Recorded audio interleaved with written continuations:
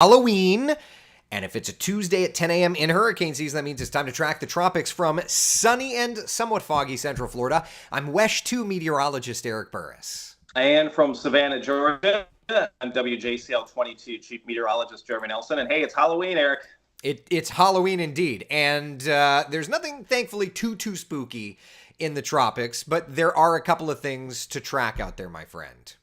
Yeah, we have one that you have up there right now, and that's Invest 97L. So an investigatable area of low pressure, something that's just being monitored, and it is in that Eastern Caribbean area, and it's moving off to a westerly direction. Yeah, so the good news is that much of the convection we had seen that developed overnight last night seemingly is fading, as you can see there on the satellite loop.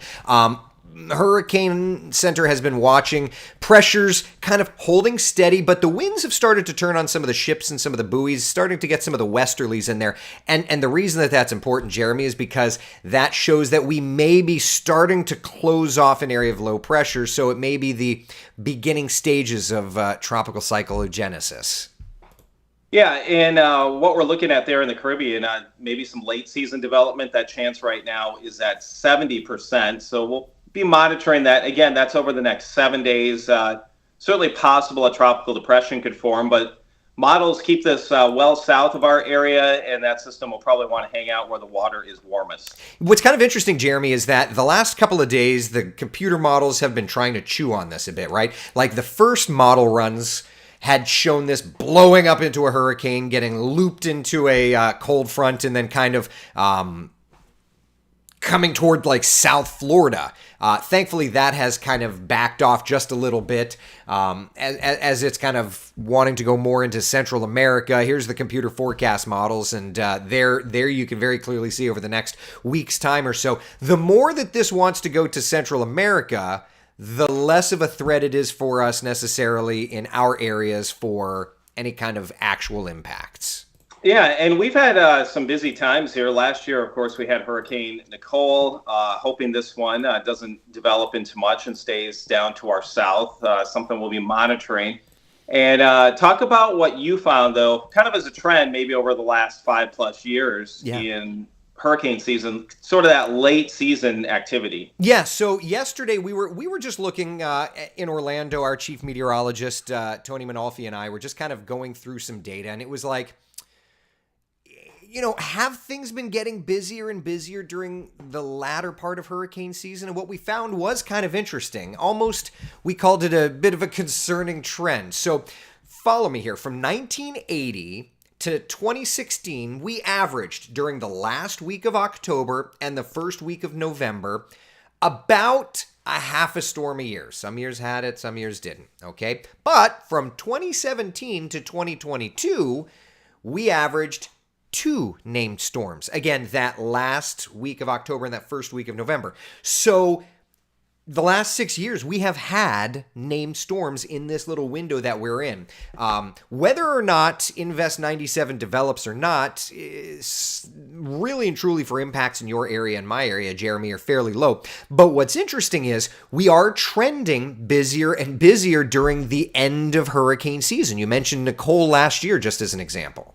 Yeah, if you look back all the way to 1851, though, so that's a massive sample size. When you talk about November itself, which obviously starts tomorrow, only 6% of all named storms have occurred during that. So we're definitely on the downswing. And as you look at it month by month here, June and July, only 12% of activity if you add those up. And then really August, September, October, that's the heart of the season. Then November, things tail off very quickly. But as Eric was showing here recently, probably the last 5 years, we've had at least a little more activity. We'll see if that continues this year. I still think we get at least one more named storm, potentially 2. Yeah, and what's interesting too, Jeremy, is looking at the ocean temperatures, particularly in the Caribbean, right? Like, take a look here, okay? Because the Caribbean, those ocean temperatures, the sea surface temperatures are still running 4, 5, even 6 degrees warmer than average. And interestingly enough, in that Eastern Caribbean area that I'm pointing to, water temperatures there by sample right now are the equivalent to what a normal peak of hurricane season is. So there's a remarkable amount of fuel still available there.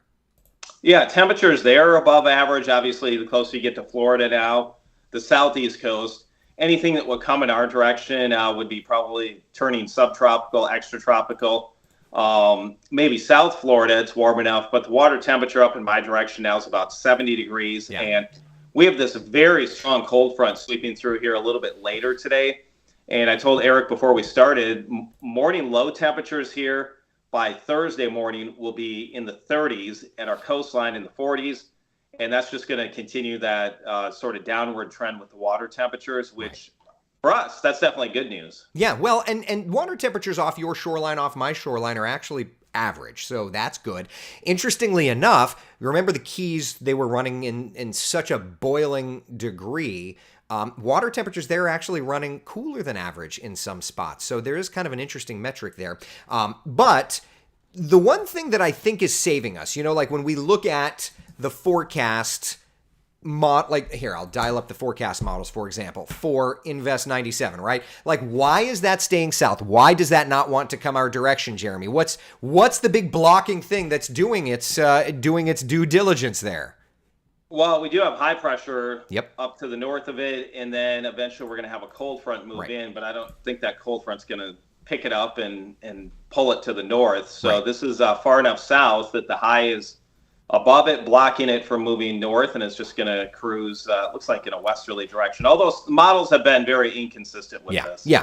But this is a fall pattern, and I think that's the thing to point out is that even though the water temperatures are still boiling, figuratively speaking, this fall pattern of cold fronts and the high setting up in this position, that's what's really protecting us from these things wanting to loop up and get us, at least in this moment in time. Yeah, and hopefully that's kind of a signature of the pattern we're in as we start to look forward. Obviously, if you follow any of our discussions here, we have a long-range forecast method that we really favor with the pattern setting up in the fall. Pattern begins to cycle. You pick out those important features, ridges, troughs, where storms really want to be at their strongest. And then in future cycles, you can start projecting forward. So that's kind of in the part we are at right now, analyzing this new pattern, and then we'll start projecting it forward. So as Eric calls up the map there, you can see some of the storm systems we've highlighted so far. And I guess the good news is we have not added any lows to this since we talked last. So what we were talking about is there has been some activities, some things we've really maybe piqued our interest a little bit, but it has been down probably south of Hispaniola or maybe even east of the Bahamas. So we did not add any of that to our map. Right, yeah. So we're still watching the same kind of areas. And yes, we're watching Invest 97 and what was Invest 96. But, in terms of activity, there's been a lot in the Caribbean. There's been a lot over the Atlantic waters. But for now, this kind of current run of the cycle is looking a little optimistic at the moment. But another thing that's kind of important, Jeremy, is we're still not done with the first cycle. We haven't seen things start recycling quite yet. I would say we have at least probably another 3 weeks of what we term kind of like new pattern. So until we get to about Thanksgiving time frame, that's probably all new. All it takes is maybe one or two systems. It would be Gulf or Florida or Southeast Coast, and then that would be something that would really pique our interest for next, basically summer. Yeah. So, and if you want to learn more, my viewers can head to wesh.com/hurricane forecast. And Jeremy, to get to your hurricane, and it's obviously it's the 2023 hurricane forecast, but at least you could learn more about the methodology. Jeremy, how do folks find your hurricane forecast in your area? I tell people the easiest thing is just WJCL 22 hurricane season forecast or WJCL 2023 hurricane season forecast. Just search that. And the great thing is it'll probably bring the most recent one up. And if you go down a little bit and you go by years, you can look at our past forecasts. And I always try to link the most recent 2 years so you can go back and see kind of the verification, how we did on those forecasts. And so far, so good. Well, and I think, too, one thing that's interesting, we'll have to make sure that the last tracking the tropics of hurricane season that we do, we need to focus any storm that are out there, but we also need to focus on our kind of proof of performance. How did we do? How did Colorado State do? How did NOAA do? And not to like poke fun at anybody, them or us, but just kind of how did the season go? I think that's something we need to make sure to do. I mean, it's like NFL, NBA, any teams, their standings in how your performance is. So yeah, for sure. We'll have to check all we're doing is showing the numbers that we forecast, and maybe against quote unquote competition or others making similar forecasts. Right. So here we are kind of in the quieter stretch of hurricane season, right? We know that the month of October, that's kind of the formation zone. So certainly watching the Caribbean. But now that we're just about to November, still watching the Caribbean. Those fronts, though, love to pick up these tropical systems, Jeremy, and lift them away, hopefully away from us. Hopefully we'll keep things quiet, but it has been a very, very active season already. Yeah, we've had 20 storms total, 19 that were named, and then we had the one back in January that counts for this season. So I think we'll probably, I mentioned maybe one or two more storms. We'll see how things play out. Maybe there's nothing, but it at least looks like in the next 2 to 3 weeks there's going to be some lows kind of cruising where there potentially could be some development. I think our forecast was 14 to 18 named storms. It appears like we'll hit our forecast for hurricanes and major hurricanes right in our range. And there it is. Vincent Whitney would be the next named storms, and then you go to the supplemental list, but hopefully that is not a thing this year. Yeah, let's not do that. Let's not do that. So, all right. So 20 named storms. Again, that no name in January and the 19 that we had during the season. The average through today's date, 13 and a half. Last year through today, we had 12. So, way above last year's named storms. Way, way, way above that. Storm named days. We've had 99 days tracking storms last year, 47, and the 30-year average is 64.5. And the metric everybody loves, Jeremy, ACE, we have way above an entire average season in terms of ACE, way above the 30-year average, and way above last year. Yeah, I think the average for an entire season is around 122, give or take there a little bit. So we will finish above average, and if we get any more development, we'll probably get to around 150 or so. And yeah, last year, that was a pretty quiet season in terms of ACE score. The named storms last year, we had 14, but some of those obviously were fairly weak systems, but along with that, we did have some pretty devastating storms as well. Yeah. Now, again, for anybody that doesn't know, ACE is accumulated cyclonic energy. This is just kind of a raw metric we use to measure how strong storms were, how many storms there were. That all adds up together in some sort of a math equation that I've probably long since forgotten since college, frankly. Yeah, but I mean, it's a good indicator, though, that even though you could have a quiet season in terms of ACE, you can still get a major hurricane. And last year you had a major hurricane hit Florida, and then you had Nicole in November. Yeah. Ooh, glad that that's not the case. All right. Any questions, people? Any questions whatsoever as we're tracking the tropics on this Halloween Tuesday morning? The only thing that we're seeing out there, at least of interesting note, is Invest 97 in the Caribbean. We do have that area kind of around the ITCZ, the Intertropical Convergence Zone, the main development region out there in the Atlantic, but that's heavily sheared. That's not going to do its thing. Jeremy, you have anything? No, I was just going to say, I was a little disappointed you didn't. I have my WJCL shirt show it off today. It's not very scary. So, and then I said I might wear this, but I at least found it and brought it out. My Wesh shirt. Yes. I still have my Wesh 2 shirt from when I was helping you down there with Hurricane Matthew. Just saying that I don't have a WJCL shirt. I wear a size small. A size small. Okay. All right. We can work on that. Maybe we'll get you the 22 shirt, and then you'd be wearing that, and people will think you were in like your Taylor Swift era. It'd be like an era shirt. Let's the not 22. Let's not do that. Let's not. All right. Mickey's asking about the ensembles. Shall we look at the broad scope of things and see how things are doing? Yeah, we can take a look at that. It might show some lows kind of out in middle of nowhere, meandering around, if you want to call it up. Yeah, absolutely. All right, so here we are. This is kind of the current surface scenario that we've got. And just east of Florida, this was Invest 96, Jeremy, though it's kind of getting absorbed in a front. It's not going to do anything. No, and it's definitely in a spot, though, that I think we should probably monitor for future cycles. Let's see what kind of low is there, because if that would come back next hurricane season, that definitely could pose some issues. It's not tracking really towards land, but it's in a spot that sort of would pique our interest a little bit. Well, and yeah, because even if this version stays off the shoreline, we have to also remember seasonally, like there are fronts, and without fronts come summer, maybe that wants to kind of like pull like a Dorian or a Matthew and just ride up the coastline, right? Yeah. I mean, we found that last year with, what was it? Lee? Was Lee the one we had? It was off. That was the Nicole recycle. Yep. But it was definitely there, but this time around, it was a little bit east of the Bahamas and then just turned north instead of going more off to the west. So it made it into that position, but then it tracked north instead of going west. Yeah. It Not many yinged when it complaints was down in supposed to Florida. yang.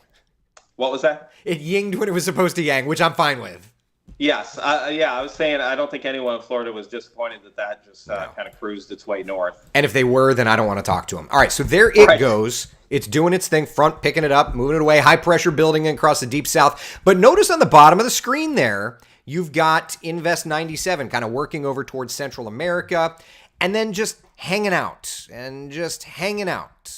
over to the Yucatan Peninsula. And then another front comes through and then picks it up, and what we end up with is more high pressure over the deep south protecting us. And look at that. I mean, like by the end of this GFS run, it's just like low pressure everywhere. Yeah, there's not a lot going on, at least close to home, which that's kind of what we're focused in on. And a good news is that high, as long as that sits there, that will continue to protect our area, and the water temperatures will continue to drop. Yeah, and frankly, this is one of those things I don't really need to show the European raw model just because it's in 100% agreement, but I do want to show the ensembles, okay? And if you're not familiar, the ensembles, think of it as like Baskin-Robbins, like 51 different flavors of.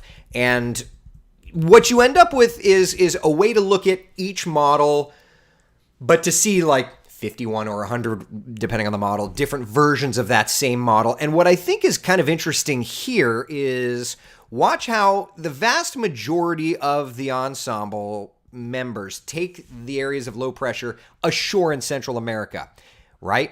Either the Yucatan or up into, or from Central America up to the Yucatan of Mexico. But the ones that don't, there's still a couple of players that do try to get a little stronger. Notice that all of those ensemble members stay south of Florida over Cuba and the Bahamas. And that, Jeremy, is a change from earlier in the week, because earlier in the week they were kind of bringing it to South Florida. So for me, seeing ensemble agreement in that at least breeds confidence in the idea that perhaps nothing will get a little too feisty. But, what we saw in Mexico, last week, 2 weeks ago, is that computer models are guidance, not gospel. You can't completely trust everything they say all the time. Yeah, and that was actually, I believe, 1 week ago. Yeah. Because we talked that day, it was like a tropical storm or a Cat 1 hurricane. And then by the time I got into work in late afternoon, I was like, oh my gosh, this thing's just exploding. Yeah. But yeah, looking at some of those images there, that is going to take years and years to recover from that, with almost every high-rise apartment building with windows, walls just completely blown out. So that is definitely devastating down there. I think it's remarkable too, and we didn't talk about it, but like, let's just take a pause, because not only did the computer models completely miss this rapid intensification, but meteorologically there wasn't that ground. That basis for rapid intensification. We knew the water temperatures were warm, but doesn't that just prove, and I know anybody can laugh at me when I say this, but doesn't that just prove that as much as we know about meteorology, there's so much that we still have to learn? This system, not even one model that a meteorologist could say, oh, that thing's out to lunch. There was not one indication of that kind of rapid intensification. Yeah, I mean, I screen grabbed some of the things people were posting where all the models had it staying as a tropical storm there, less than Yeah. 24 hours out. Even the National Hurricane Center, which covers the Eastern Pacific, I think their 1 a.m. Tuesday advisory was landfall at maybe 60 miles an hour, I think it was. Yeah. And then all of a sudden it got over that water that I think was like around 86 degrees. Right. There was a pocket of that. But again, warm water does not always Yeah. mean rapid intensification. We see storms out in the Atlantic all the time that are over warm water in the peak of the season, and they might fall apart. One person was talking about how we got caught perfectly lined up also upper levels with a jet streak. Yeah. So all kinds of dynamics in play, and something that I think the Hurricane Center will probably spend all kinds of time researching in this offseason, because at some point that could happen Gulf of Mexico, Southeast Coast, Florida. Well, and it hit Acapulco, but it didn't. They didn't get the absolute worst corridor of the hurricane, and we see the damage that happened. And so, Right. if if you think about it, like I always akin a major hurricane to it, like Miami-Dade, right? Like Andrew hit, but it went into home state, like it missed Miami proper with that worst corridor. But now imagine with all the new development along the shoreline, even if it's a more rural area, right, like south of Jacksonville, north of Flagler, or south of Savannah, right, around St. Simon's, there's a ton of development in all of these coastal communities.